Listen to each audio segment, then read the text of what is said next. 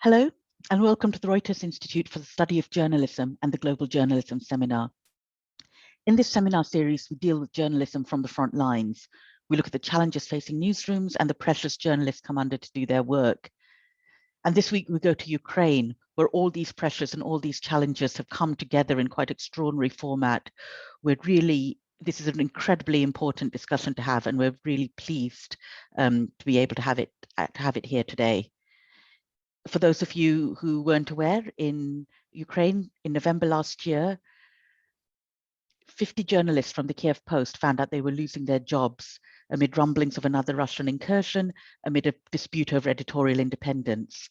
It was a key moment for the future of journalism in Ukraine, and to be honest, not a particularly bright one. It looked like all the gains of the last few decades were going to be wiped out quite systematically. But the journalists fought back. They believed so strongly that in the need for independent English language journalism that 30 of them came together to organize a relaunch of their own outlet, the Kyiv Independent. What happened next was amazing. Within a week, they had launched a newsletter. Within 2 weeks, a podcast. By week 3, their website was live. Today, we're joined by Alem Kent, the producer of Kyiv Independent's first podcast, Media in Progress, which tells the story of how the journalists are working together to grow their own digital outlets. And to start, we just want to play you a clip that captures the moment on November the 8th that the staff of the Kyiv Post learned that they were going to lose their jobs. And like on any other Monday, there was a general meeting at 11 a.m. The general meetings weren't mandatory, but highly encouraged, especially since 94% of our office was vaccinated, with fewer people working remotely. Where the news teams, politics, business, culture, photo and video, gathered to update Kyiv Post chief editor Brian Bonner and others on what they were working on. Journalists pitched new stories, suggested ideas for cartoons and editorials. But on this particular Monday, instead of the Kyiv Post staff updating the chief editor with the latest news, Brian had something to reveal to us. For the last 3 weeks, we've gone full circle from we're going to expand, double, triple to where we are today, which is Kyiv Post is out of business. Effectively, there's no more stories, reported, written, edited, no more website updates, no more print edition, no more anything.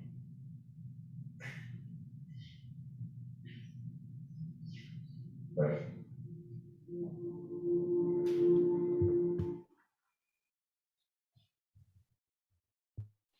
Alem, thank you so much for being here with us today. Welcome.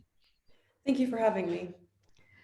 That clip of the editor, Brian Bonner, telling staff that they're about to lose their jobs or that they're, have lost their jobs is something that many journalists are going to find familiar. And it's an announcement they all really dread hearing. How did you know, first of all, that that was a meeting to record, to get the audio? And then can you talk a little bit about your reaction and that of your colleagues when you heard his announcement? Yes, so we knew that this meeting wasn't going to be just a regular Monday meeting at that point, because there had been some internal tensions within the Kyiv Post the weeks leading up with this stance on editorial independence and working together with the owner on finding a compromise. And when the meeting was gathered that day, at some point, Brian was interrupted by someone on the staff, and he very quickly said, "Could you please let me finish? I'm doing my farewell speech." So when he said that, I assumed that he was announcing his retirement or something along those lines. And I think it was around then I started recording.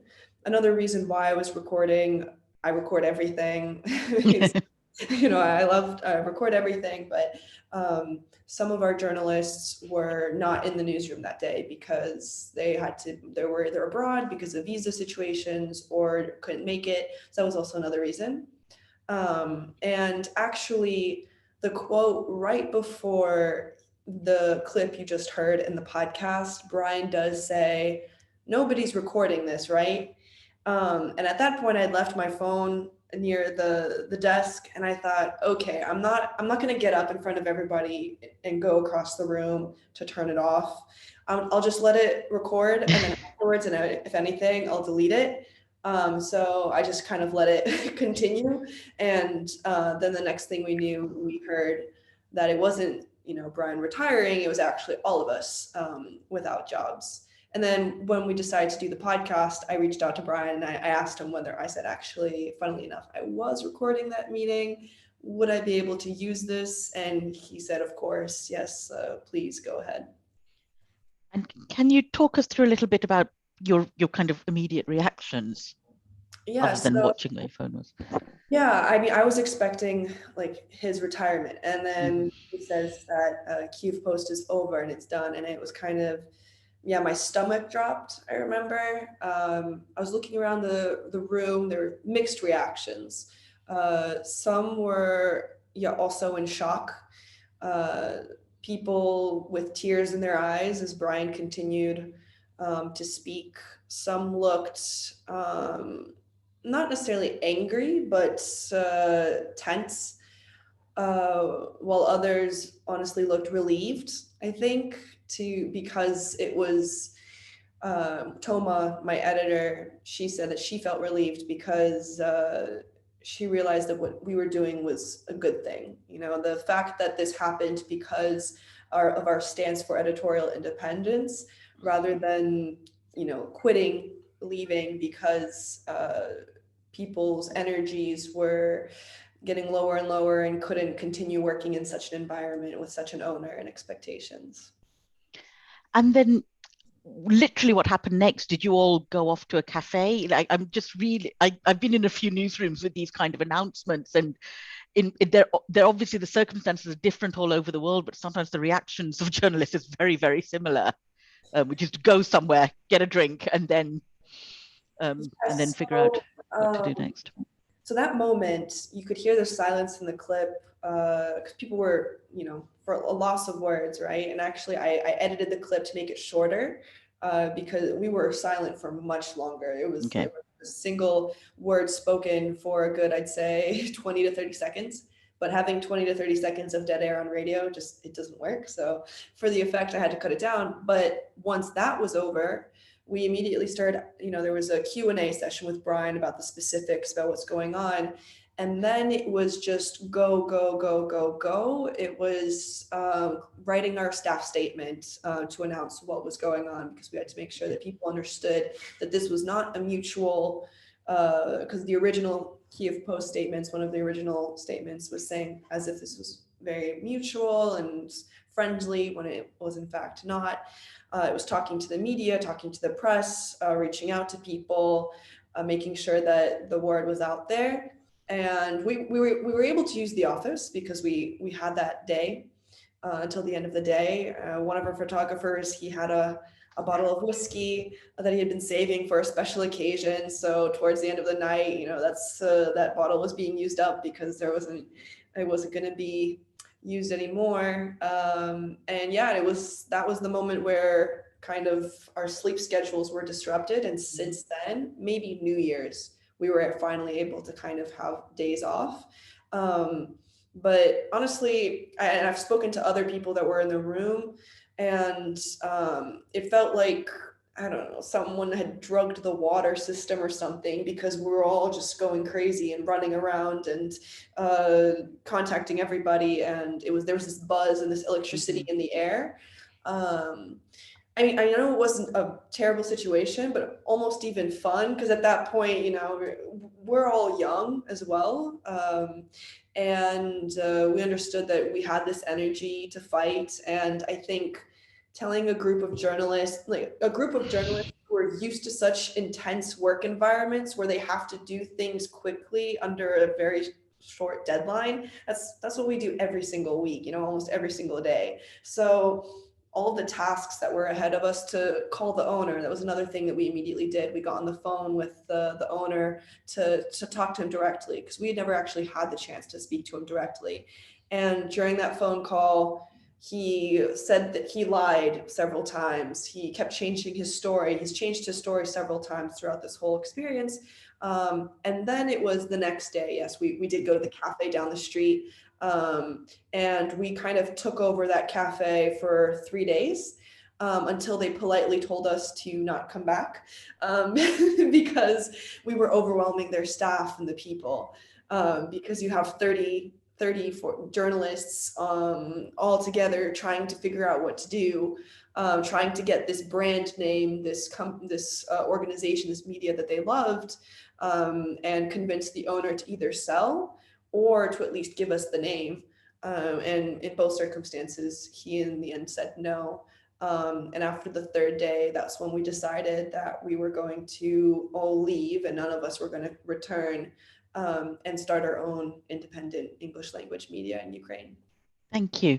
And why is it so important to have an independent English language media in Ukraine? It sounds like you're all very focused and very clear that that is what you needed to do. Yes, so Kyiv Post was essentially 26-year-long, it was the only long-term English news source. There were a few here and there that had started up throughout the years, but we're never able to stay long-term. And having this English news source, it's what expats, it's what businessmen, it's what diplomats read when they want to learn about the news and the events concerning Ukraine and Russia. There's so much disinformation when it comes to Russia and Ukraine and any of Russia's interests. And the timing of it as well was pretty horrendous, because right when the Kyiv Post shuts down, and it was shut down for over a month, was when there was this intense Russian buildup on the border. And while there's this intense Russian buildup on the border, there's no there's no factual, trustworthy English news source that's reporting on it, which is terrifying, because people need to know about what's happening on the eastern border of Ukraine, but the Kyiv Post's website is dead. It's absolutely silent.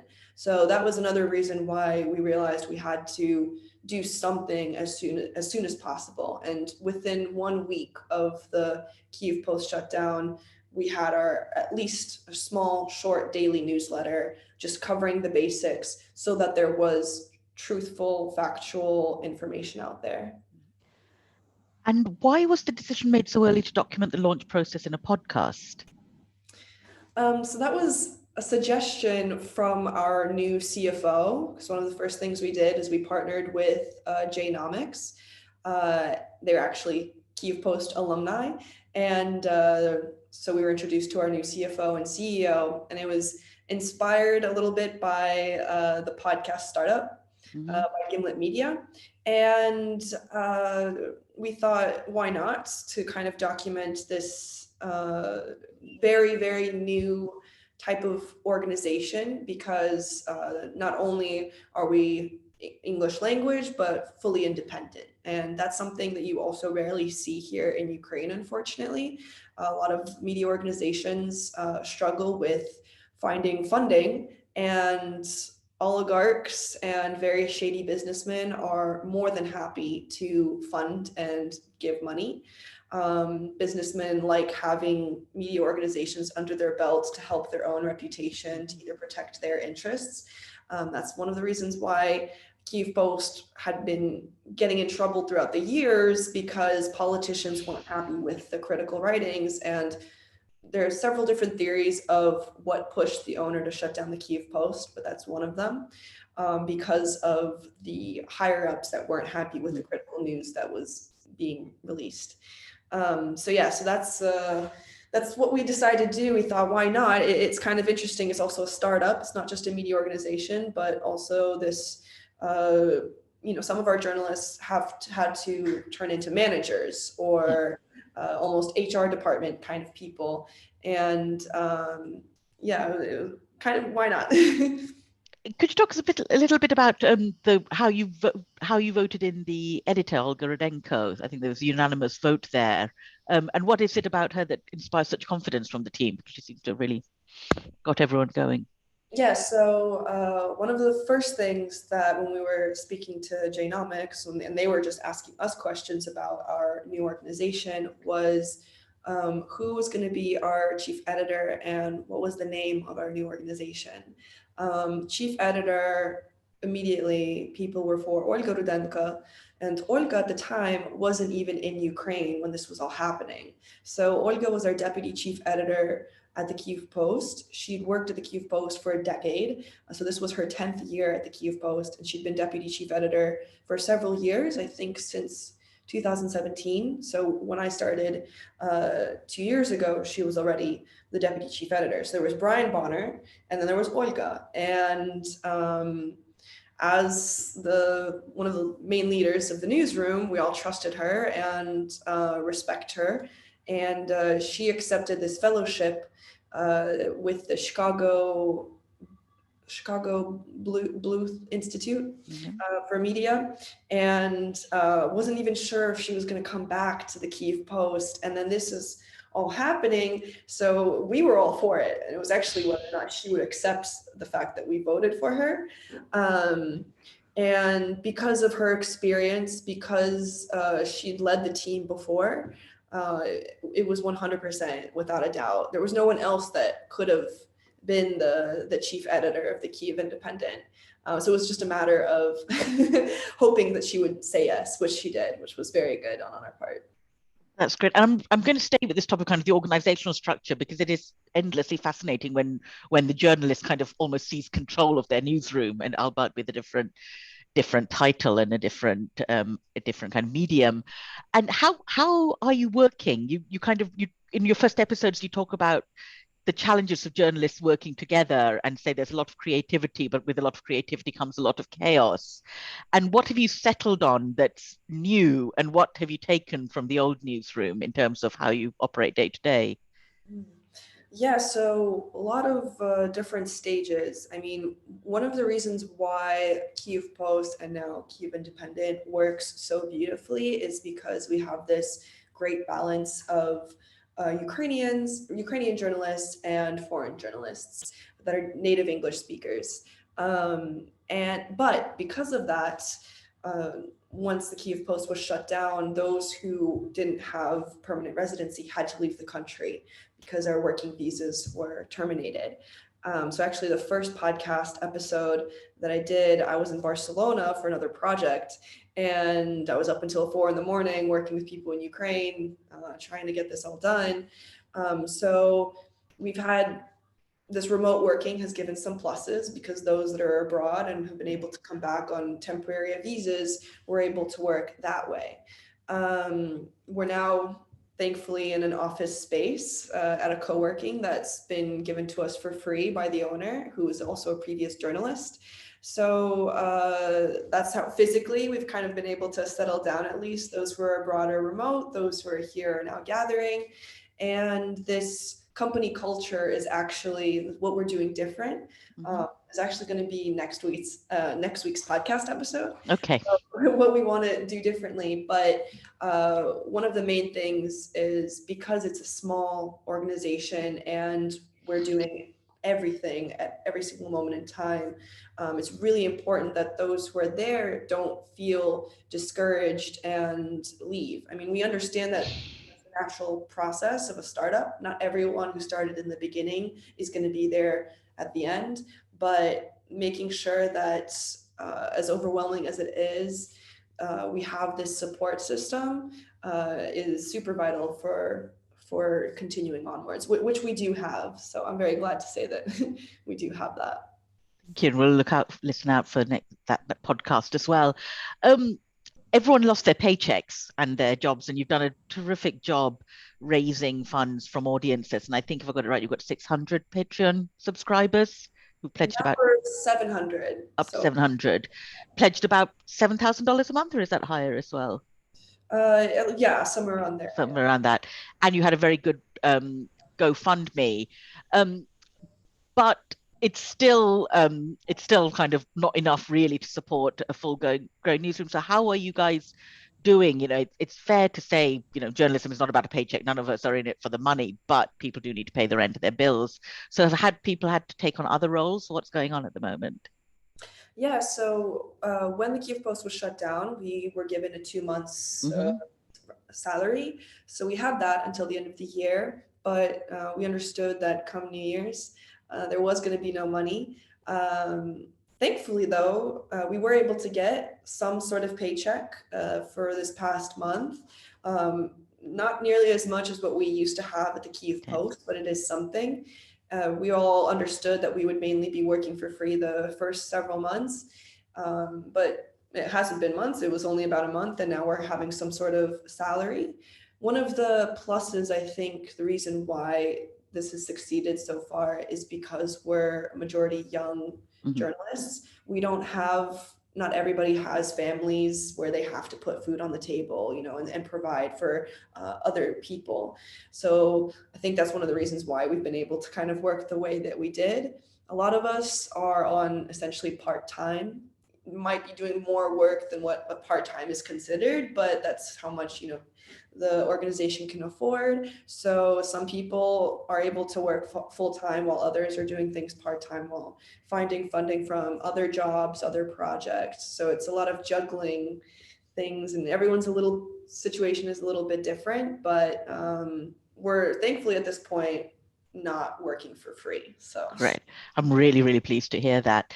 What's been the reaction from journalists at other Ukraine outlets and from the rest of the media to what happened to you and what you're doing now?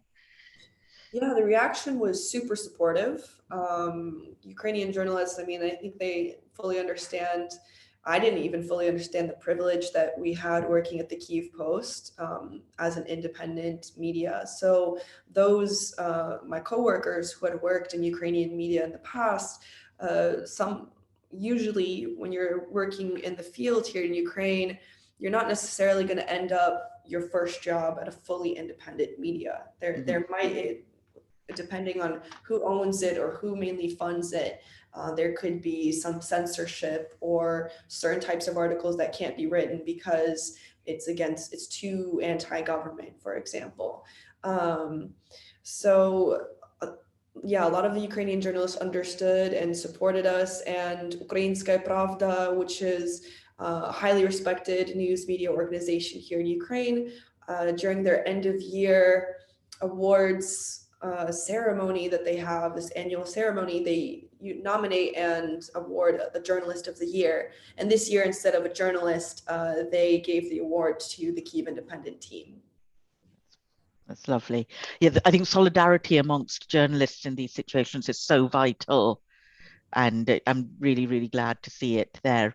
I'm going to go to the journalist fellows in the room because we've got some journalists from countries, you know, operating in very difficult circumstances. And if I can start with Emily, who is from Hong Kong and, you know, where the media sector is facing a kind of unbelievable shutdown. And she's got a few questions. Emily, do you want to ask your question?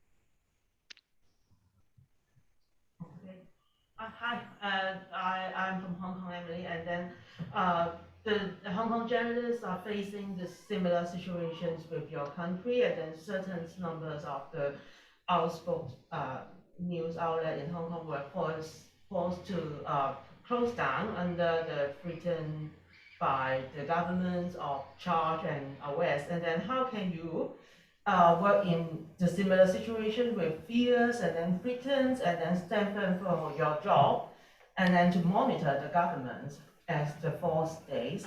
And then because many young journalists in Hong Kong lost their jobs, and then also they feel so desperate about their futures, and then they want to leave the industry. And then will you share your experience? How can you stand firm for your position? And then we might give some encourage for our young journalists to stay in the industry.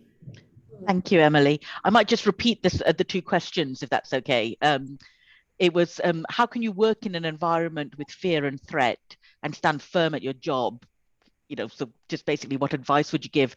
And many young journalists in Hong Kong have lost their job and feel really desperate about their situation. What encouragement or what advice would you give to these young journalists to keep them in the industry? Yeah, great question. Thank you, Lee. So yeah, as you said, journalism in Ukraine doesn't have the best reputation. It's not the safest of jobs. A lot of journalists are harassed, worst case scenario, killed. So it's definitely not a field that one enters thinking everything's going to be sunshine and happy and super relaxing. So I think that's something that people understand. And the country's been at war for the last 8 years. So it's another kind of environment that people have almost gotten used to it at this point, this high stress stakes, working at such an environment. But when we were able to stand together for our editorial independence and so united, I think that's the reason why we're able to continue, is because of this support and this unity. I think it was kind of shocking that every single person stood together, stayed together, and moved on together and continued to work with each other. Seeing that, and then the community, the people, their support and their need, that is what is able to inspire us to continue onwards. And I think that, and I'd hope that the people of your community also recognize the value of your work and would be able to also support it, because that's what I think the success so far with Kyiv Independent is that we don't have any huge owners or anything like that. We're being funded purely by community support through donations, through our Patreon. And seeing that and really interacting closely with our audience as well. Like we have a group chat with our Patreons, so they're able to directly ask us questions, what they're interested in hearing and seeing from our news media organization. And because of that, I think because it's a small organization, we have that kind of leg up to kind of really hear what these people want, and they feel heard and seen, and that's why they're willing to support us, because Patreon subscribers right now, they're actually paying more than an average person would be paying for the news. My parents are like, this is the most I've ever paid for a news media organization, but I'm willing to do it because I understand the importance of it. So Thank you. That goes to Milica's question. Milica, from Serbia, do you want to ask your question, especially the first one, which follows on very directly? Yes. Hi, my name is Milica. I'm from Serbia. I was wondering, first, I want to thank you because I think the podcast is fantastic and the first 4 episodes are really encouraging. So my first question, I have 2 questions for now, if I can pose both of those, is you said that you just said that you talk to people, to Patreon, etc. So that's why they support you. But essentially, I was wondering, why do you think they want to support you? What is the reasons at the beginning, like November, when you switched to the new independent media? What is the reason they supported you, and are those the same people who supported you earlier? Because I saw that many of your most read topics were about conflict, right? So maybe, is that one of the reasons? So is the last word the conflict? Conflict. So the question was, yes, why do you think people supported you, and was it the same readership basically from the Kyiv Post to the Kyiv Independent? And you wrote a lot about conflict, and I think this is Licha's question is, what do people want to read about? What do you think they're coming to you for? And has it changed? So I do think that the majority of the Kyiv Post readership, there's a good chunk that still read the Kyiv Post, purely because they don't, I think, know what happened, because they just go directly onto the site of the Kyiv Post. Those who don't follow on social media might not have been aware of the full scope of the situation. Those who did hear about the situation through social media and saw all of the articles, whether they were in Ukrainian or Russian or English from various different news sites, they ended up moving on with us. Yeah, I think one of the reasons why is because they trust the writers. They've been longtime subscribers. They know the journalists in a sense, and that's one of the number one topics right now that people are coming to Kyiv Independent is about the conflict, is about the war, because our journalist Ilya Ponomarenko, he's our defense journalist. He's an expert in this. He himself is from the east of Ukraine. So many people want to hear his analysis of what's going on. And I feel so bad for him sometimes, because I feel like he doesn't have enough time to even find sleep, because everyone's trying to get a comment from him. Everyone's trying to get his information from him. There was an interview, television channel reached out for interview today. Someone else was free, and they said, no, we want to speak to Ilya. We want to speak to your defense journalist. We want to speak to the person who has been on the front lines and could give that account. So I think that's one of the reasons why we had people shift with us, because what made the Kyiv Post were the journalists. And the reason why it had this amazing 26-year reputation and this brand name is because of our work. And so when the team left, the Kyiv Post lost that, but we continued onwards with the ideals and values that we stood for, and the reason why we ended up losing our jobs. And because of that, people understand that this is the news that they can trust and need. Thank you. You talked about the team being quite young. Could you talk a little bit more about the diversity of the team in terms of ethnicity, socioeconomic backgrounds, political outlooks? Yeah, so I mentioned a little bit of them already. So we have a pretty, I'd say, diverse team from different regions of Ukraine, because Ukraine is, this is one of the reasons why there's so many nuances within this war and conflict, but the main language is Ukrainian, but it's definitely a bilingual country. The more east you go, the more Russian-speaking people you have. The more west you go, the more Ukrainian-speaking people you have. So we have journalists from the east, like Ilya, whose town is right near the front line. We have journalists from the Western Carpathian Mountains, from the Zakarpattia region, and we have journalists that are technically diaspora, whose parents are Ukrainian, but they grew up abroad and they've now returned as native English speakers. So it's quite interesting. Sometimes I'll be speaking to a fellow coworker. She'll speak to me in Ukrainian, and I'll be speaking to her in Russian. We understand each other just fine, and that's just the way things go. And then you'll turn around and you'll be speaking in English with another fellow whose English language is their main language. So there's definitely a mix of different types of people and definitely different political outlooks. And we have one of our political writers who's from Russia. Can't go back to Russia because of his journalistic work, so he's working for us here in Ukraine and has been since 2014. Thank you. Thanks very much. Let me go back to the room to Hannah and your second question. Hi, I'm Hannah. I'm a journalist from Norway. Thank you, first of all, for being with us today. It's really interesting. When the news about the Kyiv Post situation broke internationally, I feel there was a lot of he said, she said in the coverage. So the journalists are saying our independence is threatened, whereas the owner is saying, no, we're reorganizing. So I'm wondering, and which I would hear your comment on whether you found that to be an instance of false balance, what could have been done about that, and to what extent do you think your previous owners were successful in having that narrative come across, especially internationally? Let me just repeat that, Hannah. Your question, which is a very good one. You saw a lot of reports about the Kyiv Post, which presented the news as he said, she said, with the journalists are saying there's a threat to independence, whereas the owner is saying we're reorganizing.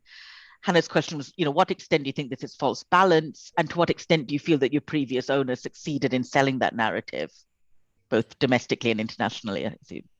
The balance, could you repeat that one more time?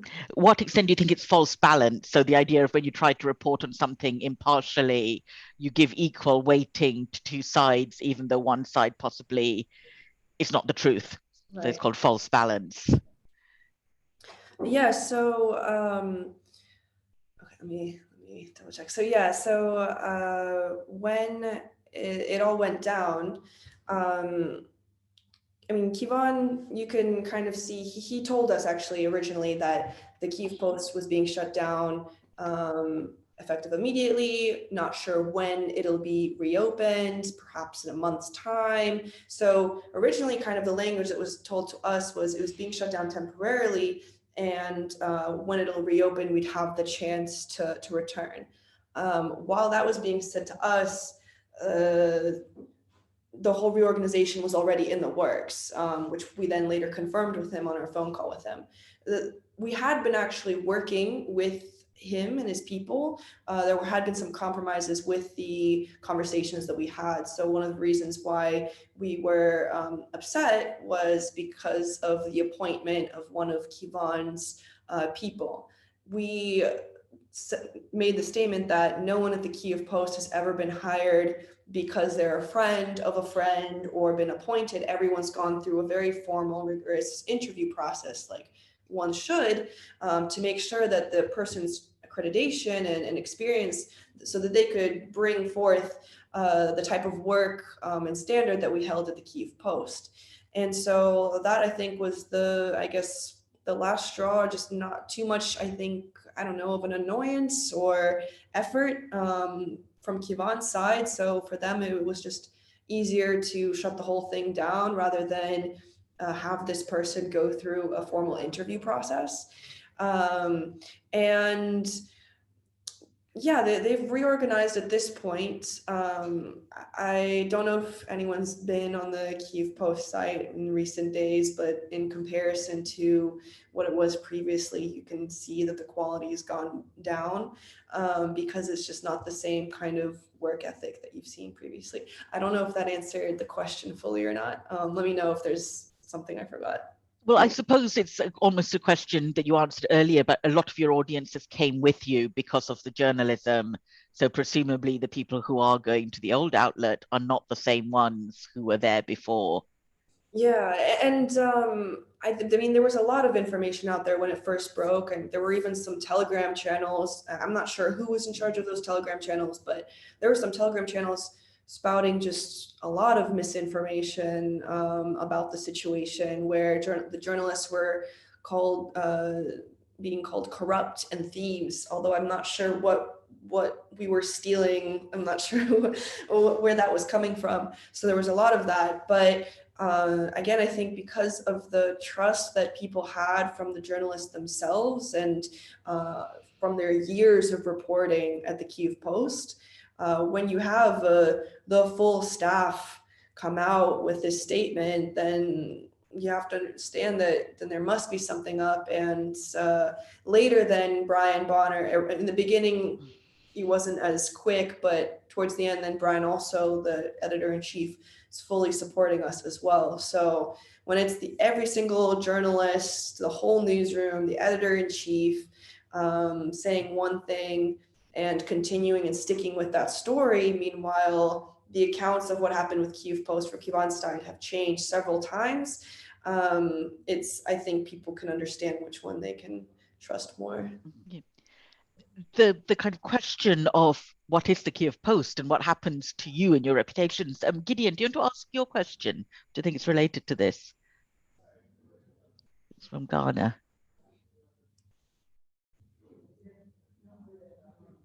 Hi, it's muted at the moment.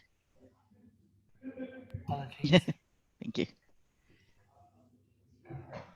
Hello, thank you very much.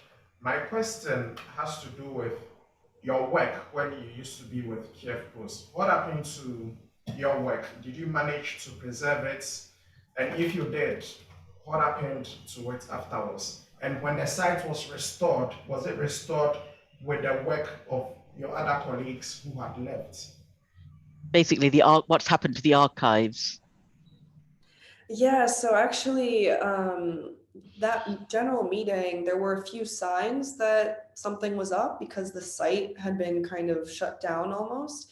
While Brian was starting his speech in the very beginning, someone was trying to access their profile and realized they couldn't access their profile. So for several hours, actually, yes, the servers were down and our profiles were down, which caused very much a panic because one, you've been told that you're done, you're not working here anymore, you have until the end of the day, but you can't take all of your work. Like, how are you going to show it? So thankfully, we were able to get our computer specialist to bring that back up and download all of our information because we didn't know what would happen. We didn't know if our articles would go away or not. They're still there now. So now it's back up and you can access our old articles on the site. But yeah, in that original moment, it was everything. We were cut off from everything. And unfortunately, our emails, like we didn't have time to go even into our emails to really do anything. I'm sure people are still emailing my old Kyiv Post email. Actually, there is someone who is for a work gig that I did previously, and now I'm trying to get back to them. So there's definitely some of those complications because of how quick and sudden it was. So you couldn't even set up a kind of a forwarding email address or an out of office? No. So unfortunately not.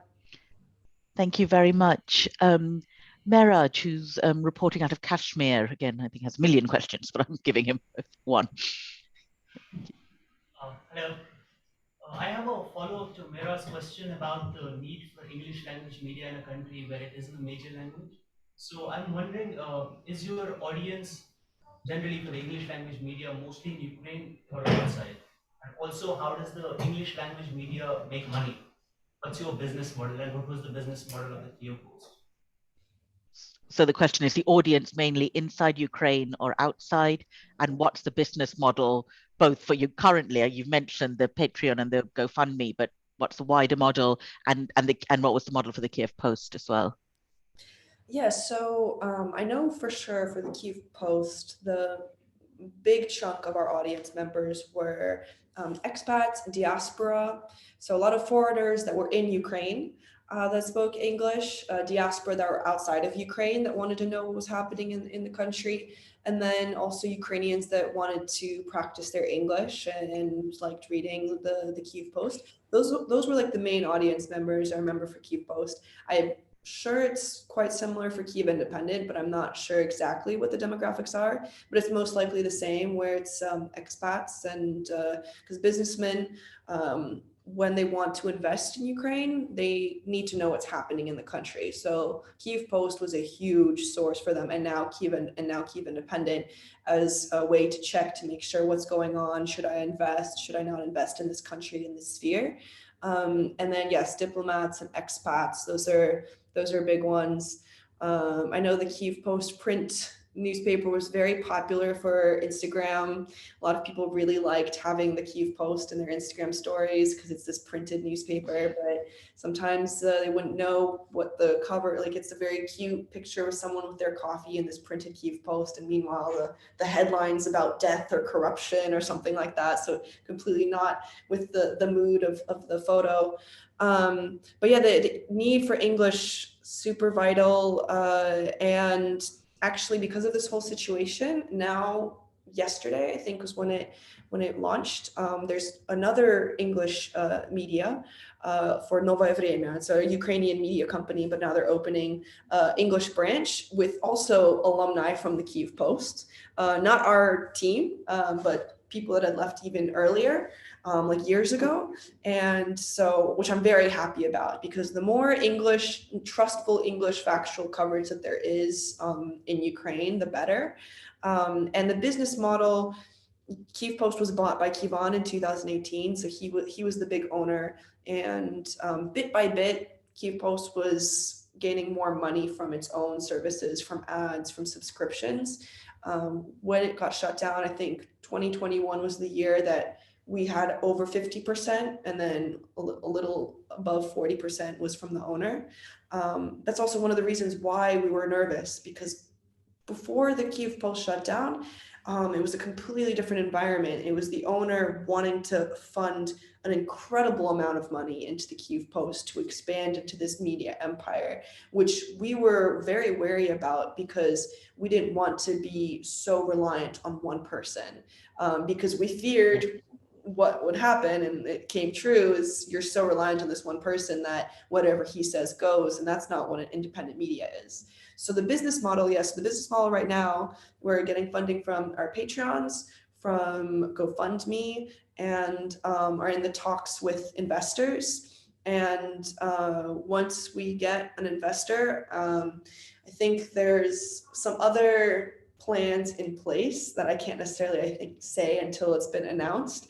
But right off the bat, I know the Kyiv Independent did make an announcement that our newsroom will have their own shares or ownership of the company. So that's another thing I think that's a little different, is that the editorial, the staff will have some tie to this startup that they're working on as well.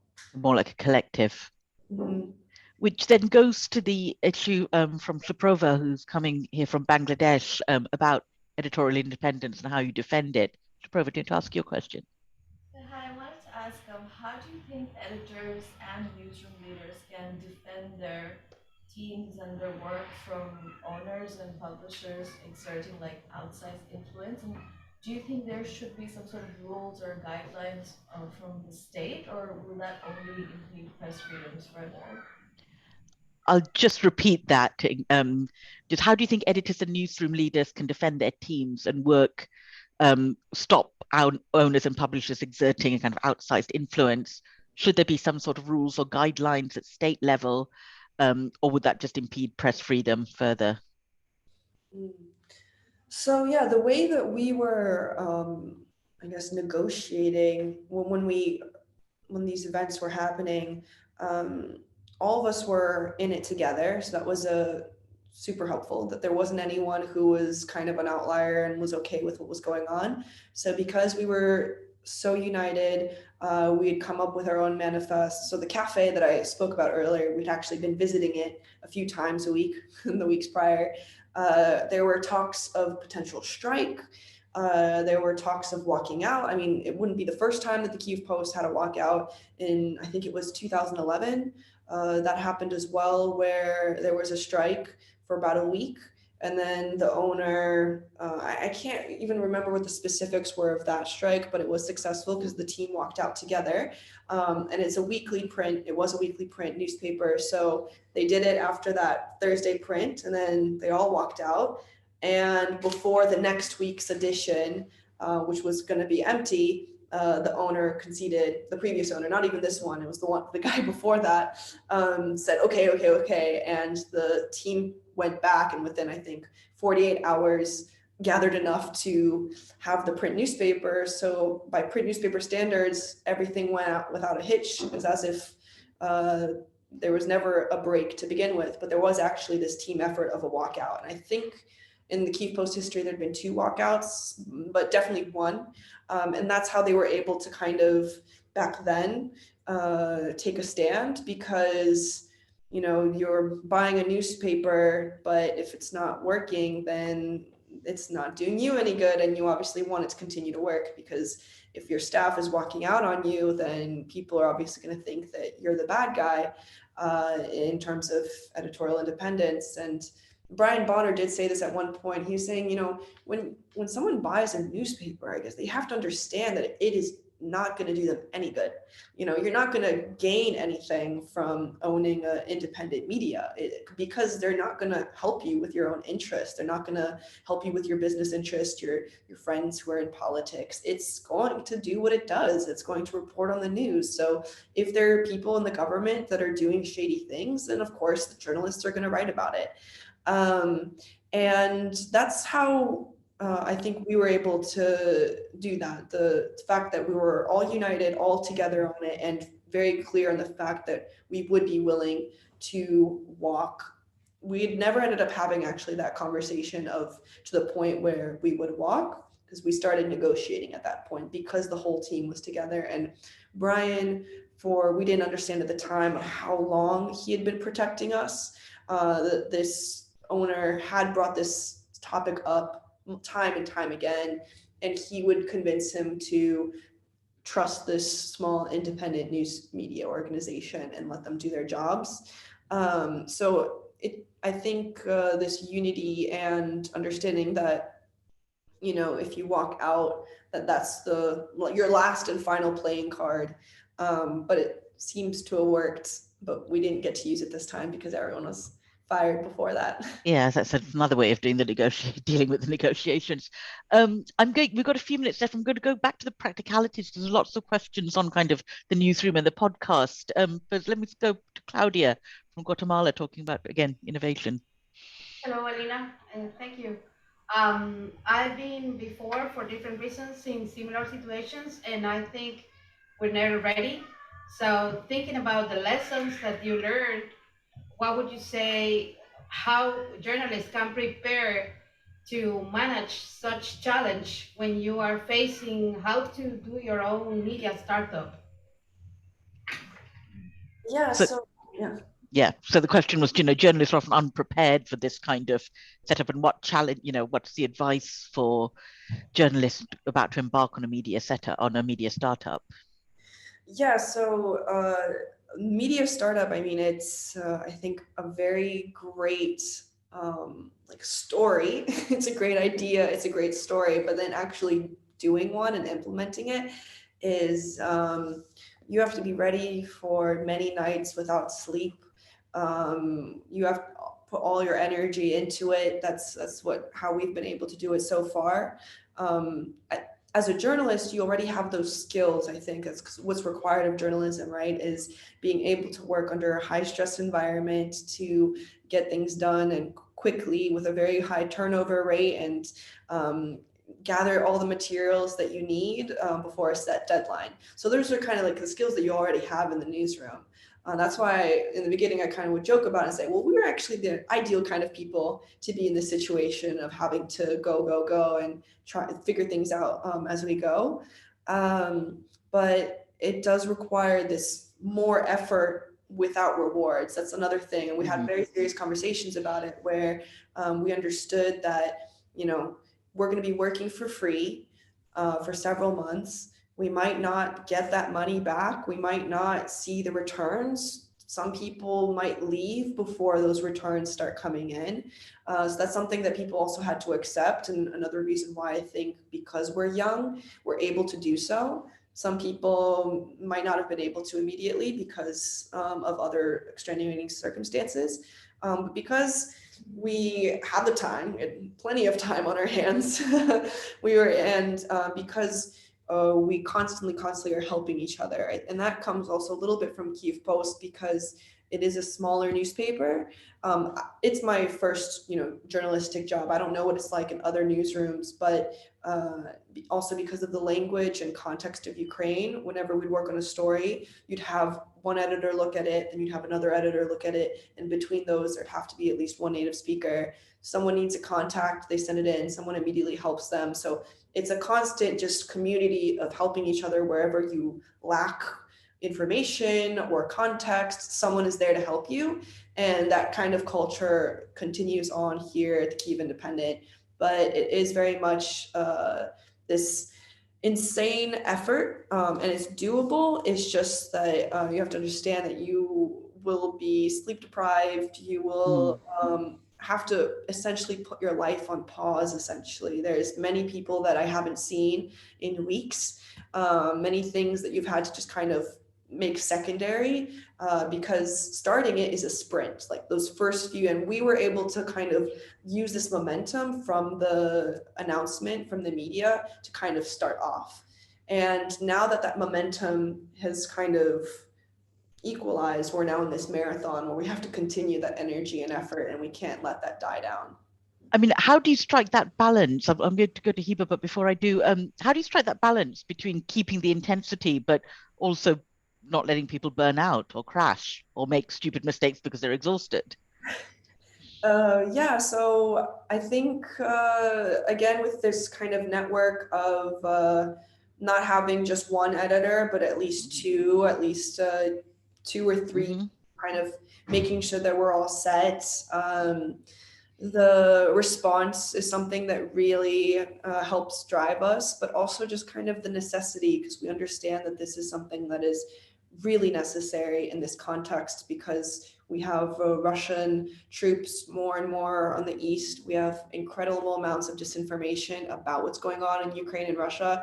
And knowing that if we were to stop and if this were to not happen, then the effects that could happen within society is something that we don't want. So I think the sheer will, I'd say, is what's driven us. And then after New Year's, we kind of got finally a break after 2 months of essentially working at very erratic schedules. And now we're seeing more stability from the Patreon, from the GoFundMe, from these new support systems that we're receiving. I mean, the fact that we have offices because of people, we have a website that was also done for free. So that has helped us kind of delegate, aspects that we didn't necessarily have the capacity to do. Thank you. And going to Hiba. Hi. Thanks so much for being here. My question is, did you face any pushback or attempts to thwart your relaunch from the upper levels in the industry or the previous owner? And if so, how did you deal with it? So this is a question from Hiba, which is, did you face any pushback or attempts to thwart your relaunch from the upper levels in the industry or from the previous owners? Yeah, we didn't receive any pushback for our launch. In fact, we had offers, like a lot of money offered from higher up people that aren't super trustworthy, and we said no to. We're like, no, we don't want to end up in the same situation with Kyiv Post by having someone with a lot of amount of money want to tell us what they want reported on. So thankfully, no, we didn't have any pushback from our relaunch. I think that people understood that if there was even more pushback, then it'd be an even bigger scandal because of just the mass response that we received. So thankfully, no, it was a lot more support. Thank you. Are you on the Kremlin's radar? I mean, I'm just wondering how you operate in the current very tense security situation. Yes, I'd say I'm sure that probably every single person who has been involved with independent journalism in Ukraine is. I know that I personally am, for sure. One of the documentaries that I produced at the Kyiv Post, for example, which was about the oppression that the Muslim Crimean Tatar community are facing in Crimea, in the occupied Crimea. I was called out by Maria Zakharova, who's the Minister of the Press Development at the Ministry of Foreign Affairs of Russia, on her Facebook, just ranting about what this documentary, for example, is wrong, even though we had, people filming from the inside of what's happening within this occupied territory. So that's just one example. But yeah, I would definitely say so on certain lists. And so unfortunately, if there were Russian forces right now, like on the ground, that would appear and everything, then everyone would be at risk, I'd say, for sure, because everything's documented on what people are working on and what they say against Russia. I mean, I asked these questions right at the end, but the wider region is kind of incredibly tense at the moment with Kazakhstan and Belarus and Ukraine itself. Could you talk us a little bit about what your sense is of the mood there, and again, how that feeds into your existence as a kind of English language outlet in the region? Yeah, so Belarus and Kazakhstan, those are two very great examples of this outer context, right, of why it's important to be paying attention to such countries like Ukraine, Belarus, and Kazakhstan, because the bigger picture, when you look at it, is what is Russia's plan? What is their next move in this game that they're playing, this global game? When we were discussing Kyiv Independent, we understood that we want to be a news media organization that not only covers Ukraine, but also the outer region. At first, though, starting off with our focus on Ukraine, just because that was the capacity that we had. And it's what we do well, and we know, and so we could start off with that. But Olga, our editor-in-chief, in her vision, once we're able to continue to develop, to have separate desks focusing on Belarus, focusing on Central Asia, because it's all connected. And when Belarus first happened, we had our explainers there on why it was important, and using these popular protests, because Ukraine, we had our popular protest, succeeded. Russia didn't like that. Ukraine didn't even have a full day. It was within 24 hours after the revolution had succeeded that Russian troops were on the ground. Meanwhile, in Kazakhstan or Belarus, they didn't even have the chance to fully succeed their revolution. It's midway revolution. You have these forces at play. And now you see the kind of consequences of that. Yesterday, in the last few days, more and more Russian artillery and troops are entering Belarus for military exercises. So now you're seeing more buildup of the troops in the east with Russia and Ukraine, and you're seeing Russian troops come from Belarus from the north of Ukraine. So there's these contact points that if there were to be a further invasion of Ukraine, Russia is able to use this, opportunity to come from different sides, because they've now kind of got these little puppets in Kazakhstan and in Belarus. You're working under incredibly difficult circumstances, and we wish you all the best, and we will carry on listening to your podcasts closely. And thank you so much for taking the time here. It's been terrifying and inspiring at once to listen to. So thank you so much.